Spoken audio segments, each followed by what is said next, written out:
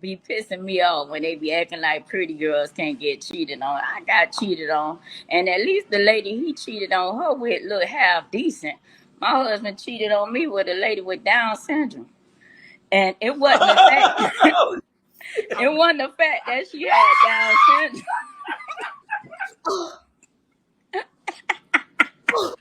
I said, what she got on me, right? I want to see what she had on me, right? And I went and met her with her in person, and I saw all that slob coming out of her mouth. I say, that's it right there. I can't compete.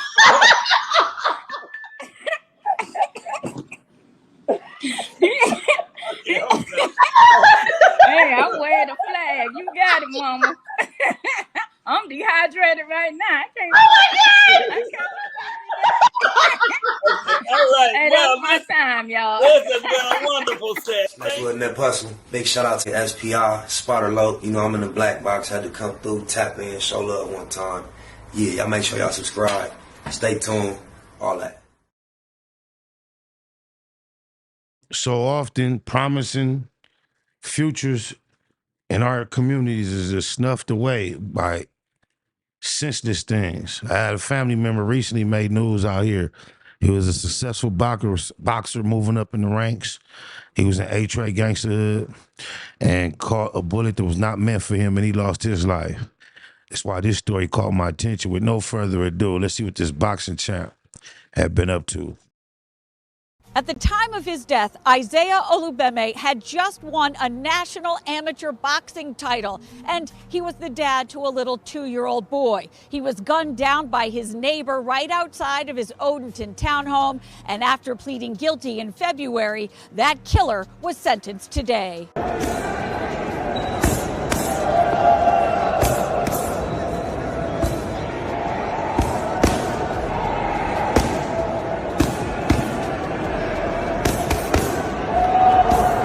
Today in court, prosecutors played recordings of jailhouse calls between Giroux and his friends, where he said, "This is what happens when you expletive with my sleep schedule. You don't wake me up.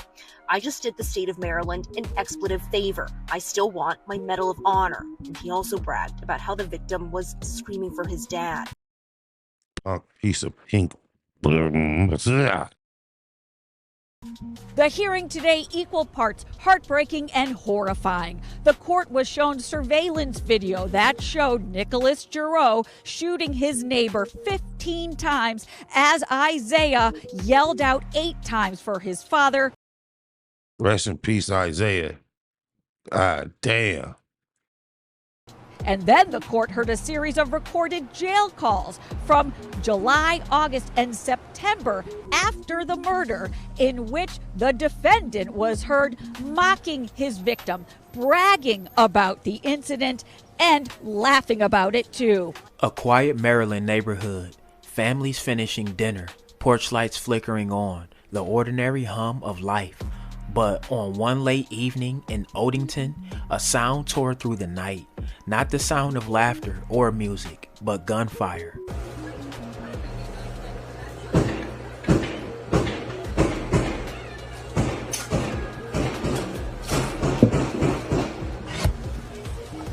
By the time police arrived, a young man, full of life, full of promise, lay fatally wounded. His dream of becoming a boxing champion ended in a matter of seconds. What could drive a man to such ruthless violence? Hate, pure, unadulterated hate. He don't give about a. That's why the phrase Black Lives Matter was thought of. Not the organization, the phrase. Because he didn't give a about a black muff. And from his confidence on the phone, he felt like he was going to get a slap on the wrist because the system, likewise, don't give a about a black muff. Over something so trivial. This is the story of a boxer, a neighbor, and a deadly obsession. It began with a feud. At first glance, nothing unusual. Neighbors clashing over loud music, a cookout that stretched into the night. On one side, a family celebrating. On the other, a man growing more and more restless, each beat of music gnawing at his patience. But his response was far from ordinary. Authorities say Nicholas Francis Gordeau age 37, began confronting his neighbors with increasing hostility. 2 weeks before the shooting, he allegedly produced a handgun during one of these disputes. He never aimed it, but the message was clear. What nobody realized then was that his anger was festering. On May 15, 2024, at 9:44 p.m., the silence was shattered. Witnesses would later recall the chilling moment. Surveillance footage confirmed it. Gordeau approached 27-year-old Isaiah Olubemi, a rising star in amateur boxing. He knew he couldn't whoop him.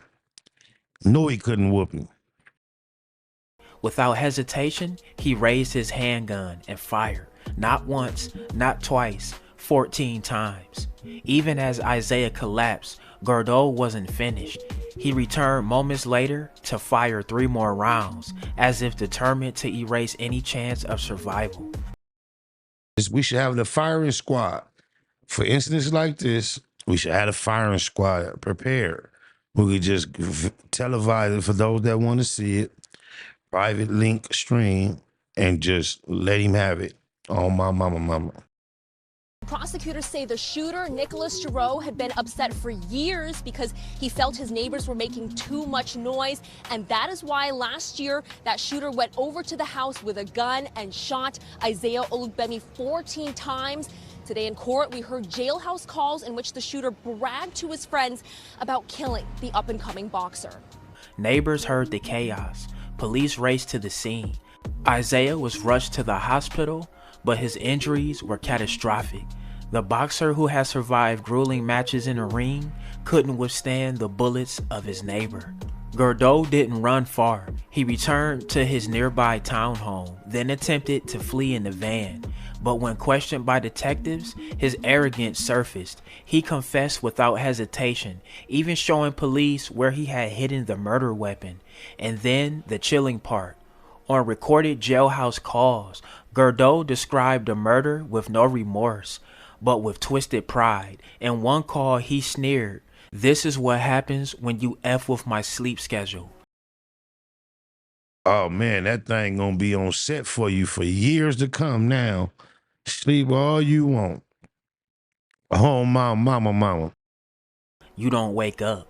In another, he spoke of Isaiah's family, accusing them without evidence of selling drugs, insisting he had done the state a favor. The neighbors think I'm selling dope. He even claimed he deserved a Medal of Honor. To prosecutors, it was clear this wasn't a crime of passion. It was a calculated act of cruelty. Isaiah Olubemi had dreams of being a professional boxer and also loved spending time with his young son. In May of last year, he had reached a big milestone, winning a prestigious Golden Gloves national championship. Olubemi would be shot and killed by his neighbor just 3 weeks later. The world lost a gem. I can tell you that without any doubt.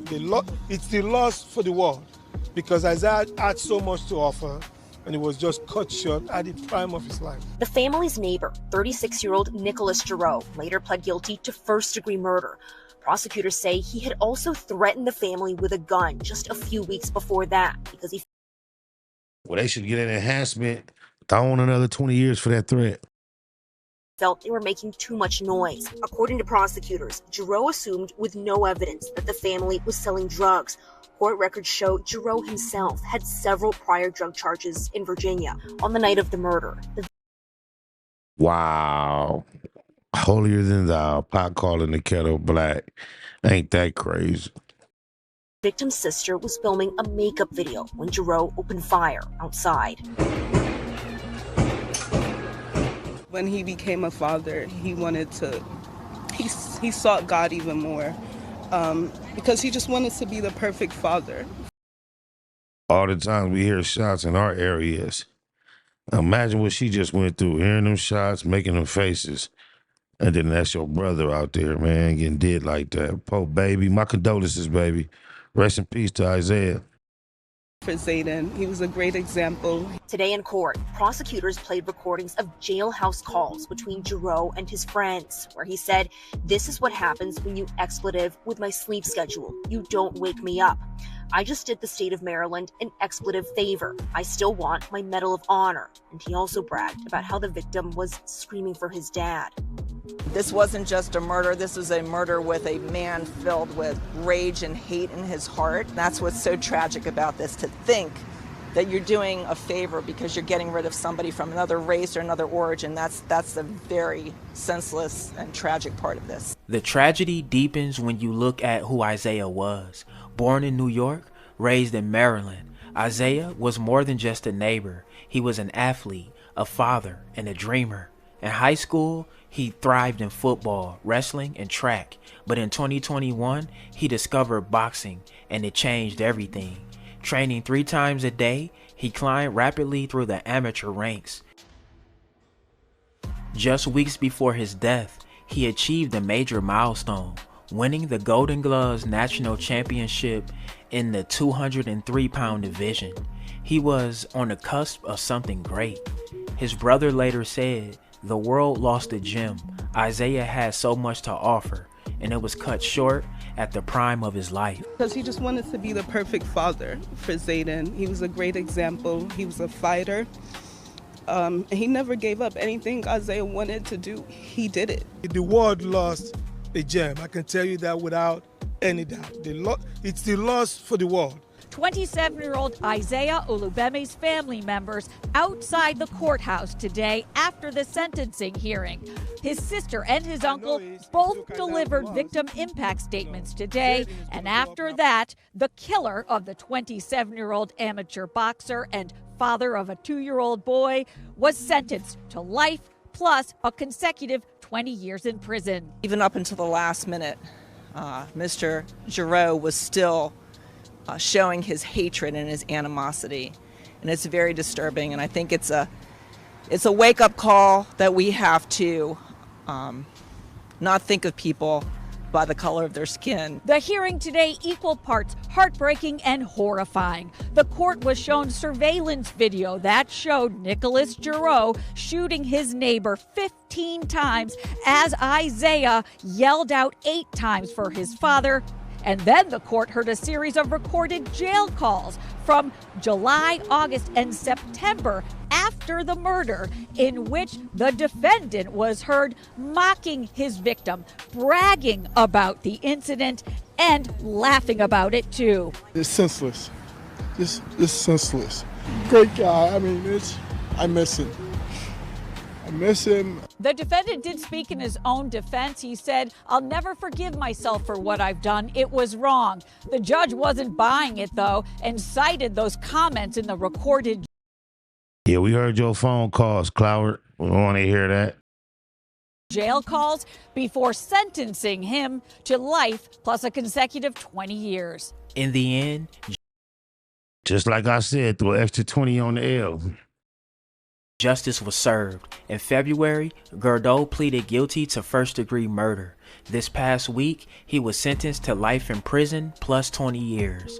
But for Isaiah's family and for the boxing community, the loss is immeasurable. What began as a petty dispute over noise escalated into an act of irreversible violence.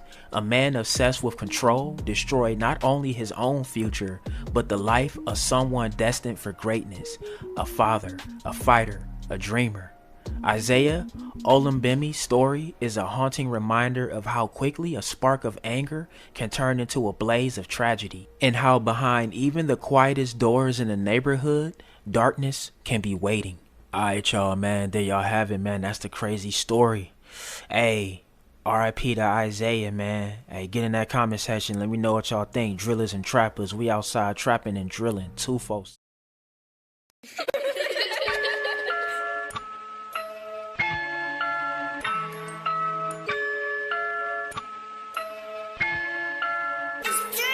We still on them same blocks, niggas scared to pull up on. We still watching every car they drive by and look wrong. Gave me 30 rounds, took it off and put the stock on. He drove by twice and got knocked on, all bad. Fuck with us, it's all sad. You better off riding through enemy hood with no tents and run out of gas. You wanna pass, you better draw a couple names out. 9 times out of 10, them questions we ain't giving out, it's on sight. When we ain't shooting, it's a fist fight. Box a nigga head off like Iron Mike, boot bop. With BG in a Mustang, I let the top drop. 2 pipes out the ass, figure 8 and hit the gas. Same old gold rag from about a year ago. Spot that bitch tied around my neck, I'm blue Smurf low. And I only fuck with high heads and cutthroats. At least something hot in your head and with a cutthroat. Who gon' smoke? I be doing the most. So niggas start moving when they see me reaching my coat. It don't matter what we post, me and mine's never nervous. But I asked about the last time them niggas try to serve us, ain't nobody gon' hurt us. No Steph Curry, everybody hold 30s. Telling you cuz it's murder where we come from. Chopper sounding like a bass drum. And I can tell that you ain't no gangster, you tryna be one. Tryna get in this lane but can't keep up. Rollers get behind the stash spot, put the heat up. Riders get cracking when we link up. And fuck all of that mumbling. Say it with your chest, nigga, speak up. We love confrontation, nigga, we with anything. And really on that beat shit, it's up there with any game. In my BG voice, no EA Sports, they know what that mean, nigga, we ain't playing no games. They know me by my face. Them niggas know you by your Facebook name. We are not the same. I really come from the game, nigga. You better check the stats. It seems everywhere, from the tat to the hats. Yeah, that.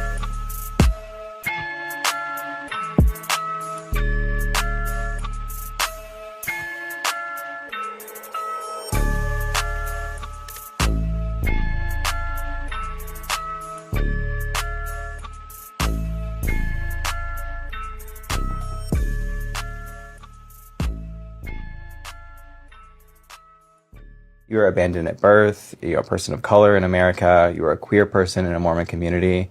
Are there any other struggles you faced in life? No, I think you really nailed it. It wasn't that possible. Big shout out to SPI, Spotter Low. You know, I'm in the black box, had to come through, tap in, show love one time. Yeah, y'all make sure y'all subscribe. Stay tuned, all that.